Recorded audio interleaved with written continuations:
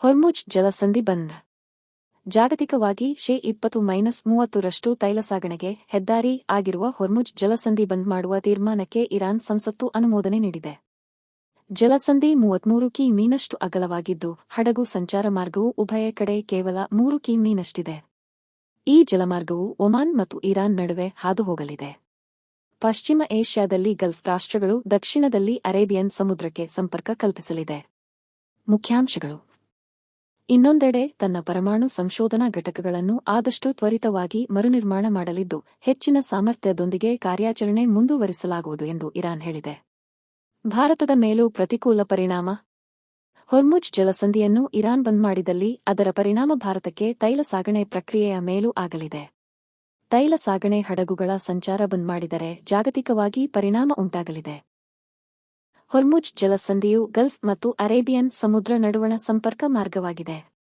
ವಿಶ್ವದ ವಿವಿಧ ದೇಶಗಳಿಗೆ ಸಾಗಣೆ ಆಗುವ ತೈಲದ ಶೇ 30ರಷ್ಟು ತೈಲ ಮತ್ತು ದ್ರವೀಕೃತ ನೈಸರ್ಗಿಕ ಅನಿಲ ಲೈನ್ ಈ ಮಾರ್ಗದ ಮೂಲಕವೇ ಸಾಗಣೆಯಾಗಲಿದೆ. ಈಗ ಜಲಸಂಧಿ ಬಂದ್ ಆದರೆ ಅನಿಲ, ಇಂಧನ ಪೂರೈಕೆ ತಗ್ಗಲಿದೆ. ಇದರ ನೇರ ಪರಿಣಾಮವಾಗಿ ಇಂಧನ ದರ ಗಗನಮುಖ ಆಗಬಹುದು.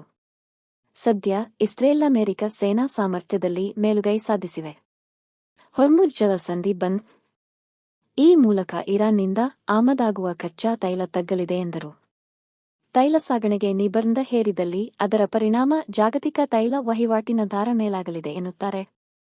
ತೈಲ ದರವು ಗಣನೀಯವಾಗಿ ಏರಿಕೆ ಆಗಬಹುದು. ಇರಾನ್ ಪ್ರತೀಕಾರದ ಕ್ರಮಗಳಿಗೆ ಮುಂದಾದಲ್ಲಿ ಕಚ್ಚಾ ತೈಲ ದರವು ಬ್ಯಾರಕ್ಕೆ $80 ಏರಬಹುದು. ಈ ವಲಯದ ದೇಶಗಳ ಕರೆನ್ಸಿಗಳ ಮೌಲ್ಯವೂ ಏರುಪೇರಾಗಬಹುದು ಎಂದು ವಿಶ್ಲೇಷಿಸಿದರು.